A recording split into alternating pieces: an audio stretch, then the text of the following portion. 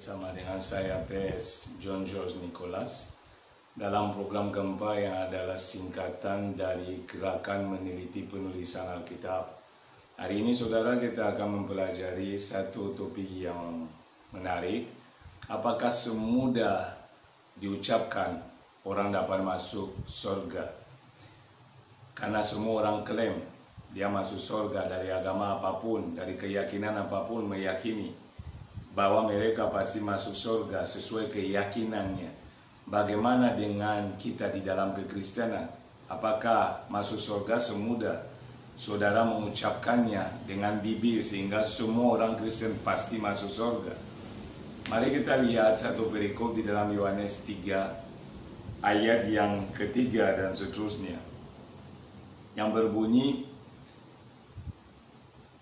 Yesus menjawab katanya, "Aku berkata kepadamu, sesungguhnya jika seorang tidak dilahirkan kembali, ia tidak dapat melihat kerajaan Allah."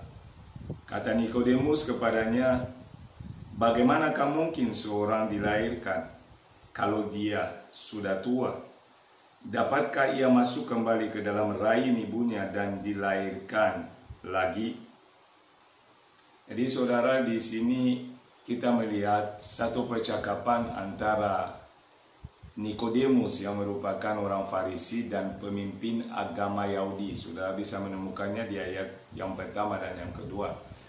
Ketika dia kunjungi Yesus di tengah malam dan menyatakan kepada Yesus bahwa Yesus adalah seorang rabi, seorang guru, dan tanda yang Yesus lakukan tidak mungkin dilakukan oleh orang yang tidak diutus oleh Tuhan atau yang tidak dipakai oleh kuasa Tuhan. Tetapi Yesus langsung bertanya sesuatu yang bertolak belakang dengan apa yang Nikodemus tadinya bicarakan. Yesus langsung to the point bahwa kalau seseorang tidak dilahirkan kembali, dia tidak bisa, jangankan masuk kerajaan Allah. Dia katakan tidak bisa melihat kerajaan Allah itu.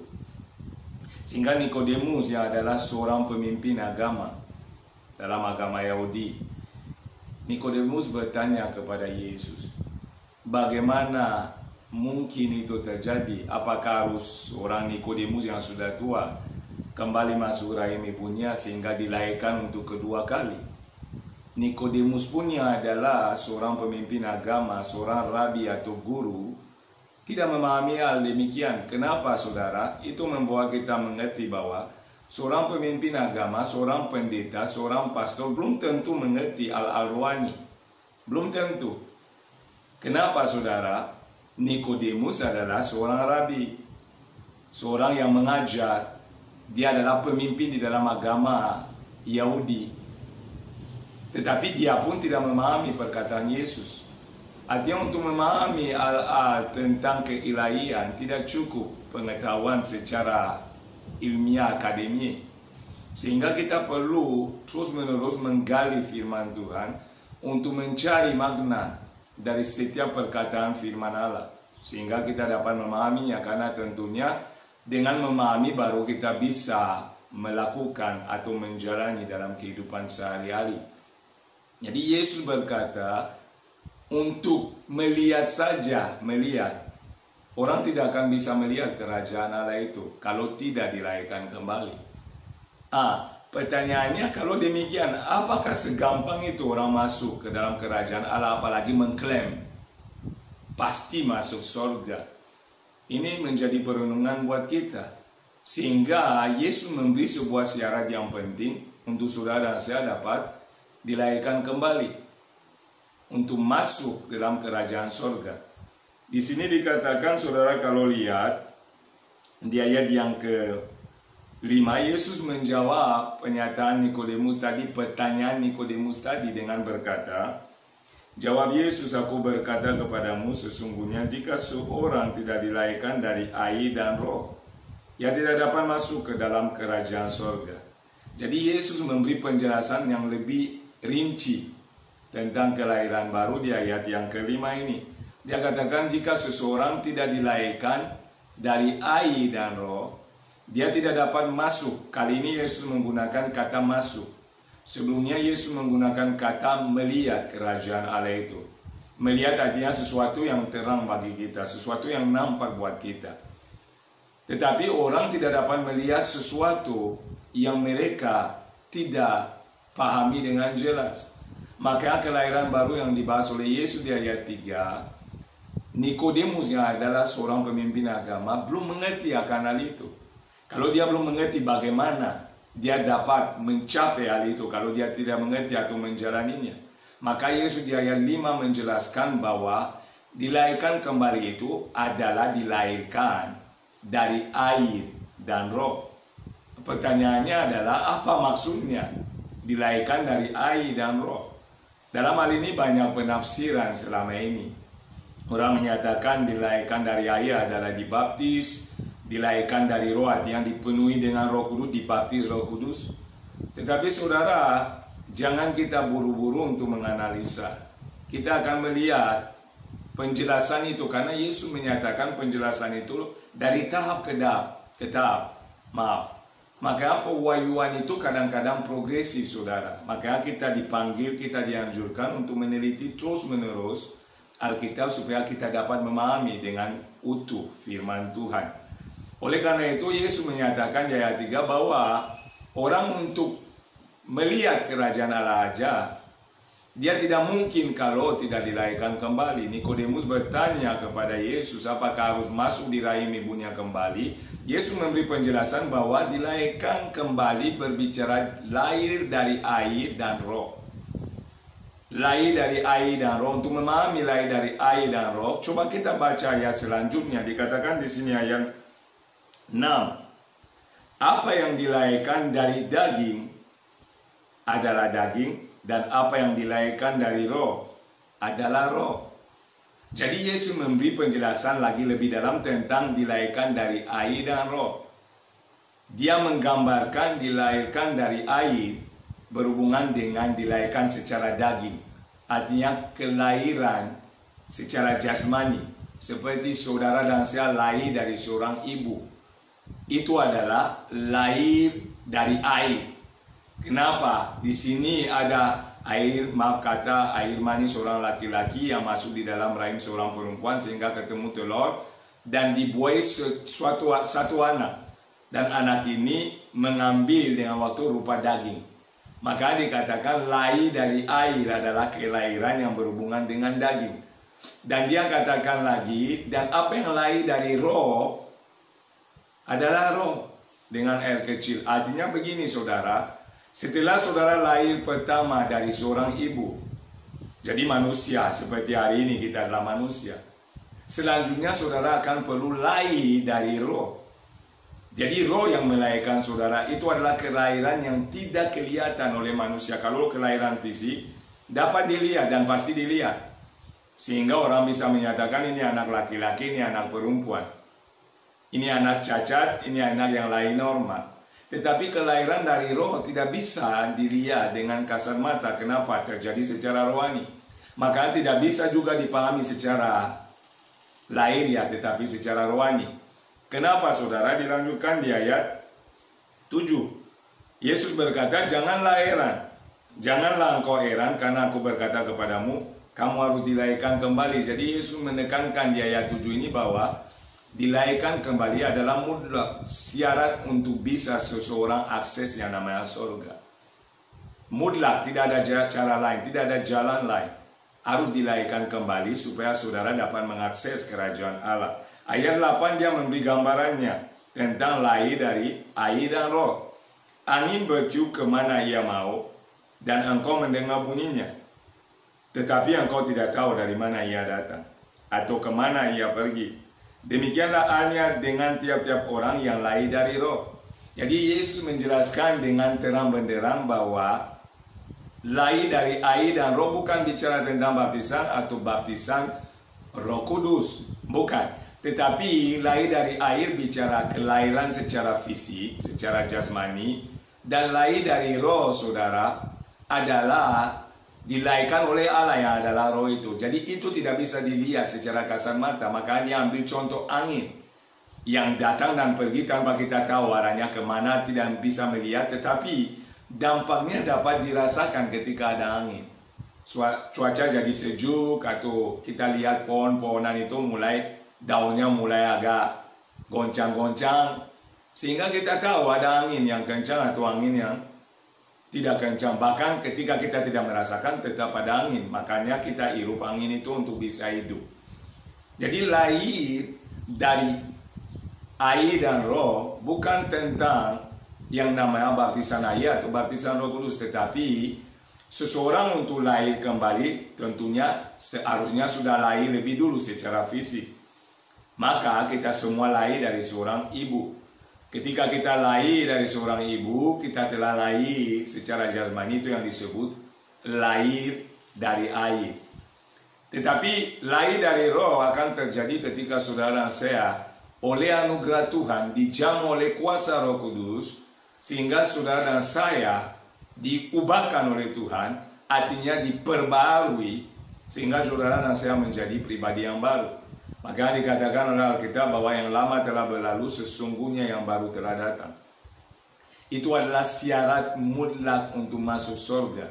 Jadi dilahirkan kembali, Yesus menegaskan kepada Nikodemus bahwa kalau engkau sekalipun adalah seorang pemimpin agama, sekalipun engkau adalah seorang rabi dan guru yang punya murid dan mengajarkan banyak orang, tetapi untuk masuk ke dalam kerajaan Tuhan tidak bisa dengan sekedar menjadi guru, tidak bisa sekedar dengan menjadi pemimpin agama, tetapi saudara akan bisa mencapainya kalau saudara dilahirkan kembali, dilahirkan dari Allah secara pribadi. Allah melahirkan saudara secara rohani, sehingga saudara dapat mengakses al rohani pula, karena sorga bicara al rohani bukan jasmani, dan al yang ada di bumi tidak bisa mengakses al yang ada di sorga secara jasmani.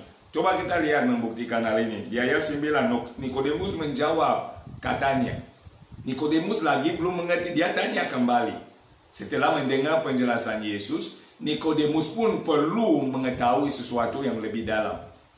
Dia bertanya, bagaimanakah mungkin hal itu terjadi? Jadi buat Nikodemus itu aneh, tidak masuk akal. Jadi bagaimana hal itu dapat terjadi?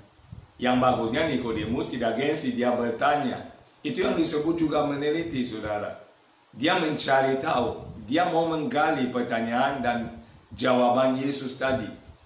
Sehingga kita pun dianjurkan untuk terus-menerus meneliti firman, mencari tahu, menanyakan kepada Roh Kudus, dan meminta makna-makna dari apa yang kita bacakan, sehingga kita bisa diwahyukan hal-hal yang baru dan dapat berjalan dalam pengetahuan yang benar. Maka saudara, kita lihat apa yang Yesus jawab di ayat 10. Jawab Yesus, engkau adalah pengajar Israel dan engkau tidak mengerti hal-hal itu. Jadi Yesus mau menyatakan kepada Nikodemus, bukan menghina Nikodemus karena saya percaya. Yesus menghargai kedatangan Nikodemus yang tidak gengsi karena guru. Dia datang untuk menanyakan sesuatu yang dia rindukan tahu. Dan Yesus pasti mengerti akan hal itu. Tetapi Yesus bertanya kepadanya, kamu guru tetapi hal demikian kamu tidak mengerti. Artinya kalau kamu tidak mengerti, bagaimana engkau dapat mengajari orang lain? Bagaimana engkau bisa mengajari murid-murid sehingga mereka dapat mengerti dan jalan dalam kebenaran dan mengalami janji Tuhan yang adalah surga? Sehingga Yesus melanjutkan, aku berkata ayat 11 kepadamu, sesungguhnya kami berkata-kata tentang apa yang kami ketahui dan kami bersaksi tentang apa yang kami lihat. Tetapi kamu tidak menerima kesaksian kami. Yesus bersaksi tentang hal yang dia ketahui dan tentang hal yang dia lihat. Itulah memang hakikat seorang saksi. Dia harus mengalami secara pribadi, dia harus melihat, mendengar, dan mengetahui. Dan Yesus mengetahui hal-hal yang dia bahaskan tentang surga, karena Yesus benar-benar berasal dari sana. Alkitab mencatat bahwa dia dari atas turun menjadi manusia untuk melakukan tugasnya dalam hal penyelamatan. Dan setelah dia menyelesaikan tugasnya, dia kembali naik ke tempat asalnya. Dia bisa membahas tentang surga, dia bisa menjamin tentang surga, karena dialah dari surga, dialah pemilik surga, dan dialah jalan menuju surga itu. Jadi kalau ada yang klaim masuk surga segampang itu dan bisa dengan segala cara, segala jalan menuju ke Roma, dalam kekristenan, saudara, saya perlu menegaskan, Tidak ada 1000 jalan masuk surga, hanya satu jalan, itu Yesus. Yohanes 14 ayat 6 menegaskan itu. Akulah jalan dan kebenaran dan hidup. Tidak ada seorang pun yang bisa kepada Bapa tanpa melalui aku. Itu adalah jelas dalam kekristenan, tidak ada jalan lain, itu melalui Yesus. Dan Alkitab catat untuk itu Yesus memberi rahasianya harus dilahirkan kembali. Dilahirkan dari air dan roh. Itulah siarannya, saudara.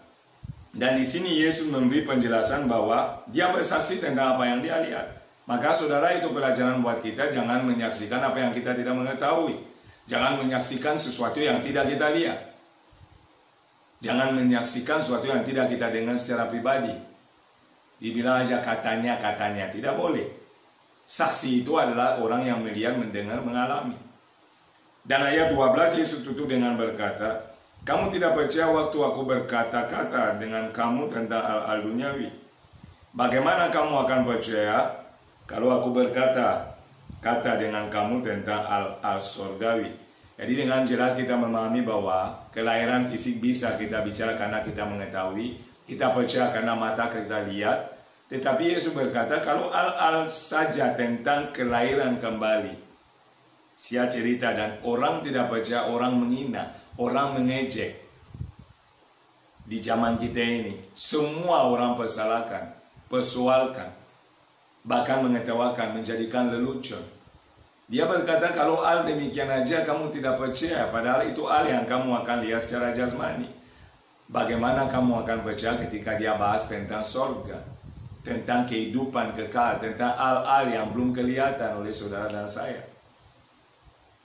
Itu penting untuk kita pahami. Jadi saudara perlu tahu bahwa Yesus sendiri menegaskan orang untuk masuk kerajaan Allah bukan dengan cara aja mengakui dari mulut saya ini Kristen pasti masuk surga. Tidak.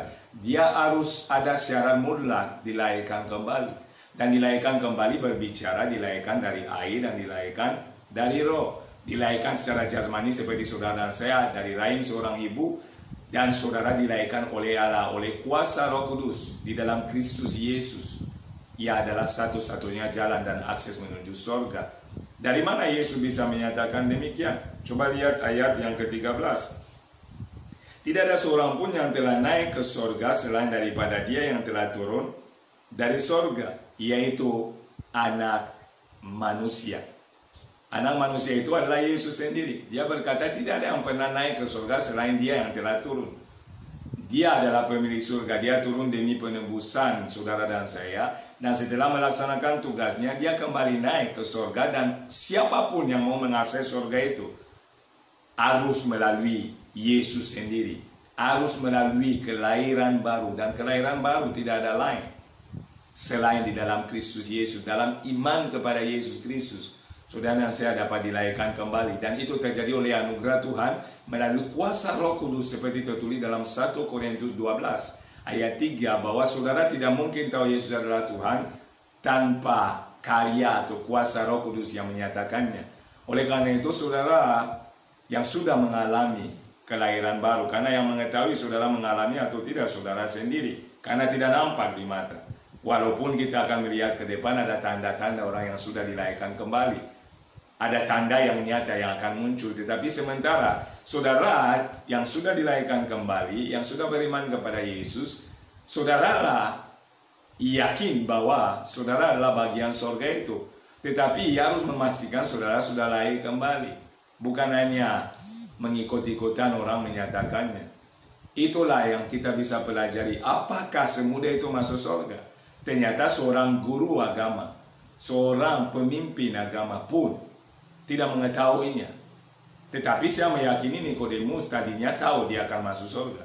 Tetapi dengan penjelasan Yesus ini itu menggoncangkan Nikodemus sehingga dalam kebimbangannya dia bertanya. Dan saya yakin setelah ini Nikodemus mendapat jawaban sehingga Nikodemus masuk dalam golongan orang yang dilahirkan kembali oleh anugerah. Karena kita akan lihat ke depan Nikodemus adalah orang yang termasuk yang ketika Yesus disalibkan datang untuk mengambil juga minta untuk mengambil mayat dan seterusnya. Dia termasuk golongannya. Sehingga kita perlu meyakini bahwa kita sudah dilahirkan kembali. Itulah jaminan satu-satunya saudara untuk masuk di dalam kerajaan Allah. Orang yang tidak dilahirkan kembali jangankan masuk, melihat saja kerajaan itu sesuai dengan Yohanes yang ketiga ayat 3, tidak mungkin melihat apalagi masuk ke dalamnya. Pastikan saudara adalah orang yang dilahirkan kembali. Bagaimana caranya kita tahu kita dilahirkan kembali? Itu adalah topik video berikut yang kita akan lakukan selanjutnya supaya saudara dan saya ada di dalam jaminan keselamatan abadi. Demikian kita renungan hari ini. Kalau ada pertanyaan, ada sharing, ada hal-hal yang mau dilakukan, mau konseling atau doa, boleh hubungi atau komen di bagian komentar atau hubungi nomor saya yang tertera sehingga kita bisa saling membagi, saling membentuk, saling belajar, karena saya pun bukan maha tahu dan terus menerus meneliti firman Tuhan untuk belajar dan melengkapi diri. Demikian firman Tuhan. Saya katakan shalom dan Tuhan Yesus memberkati. Amin.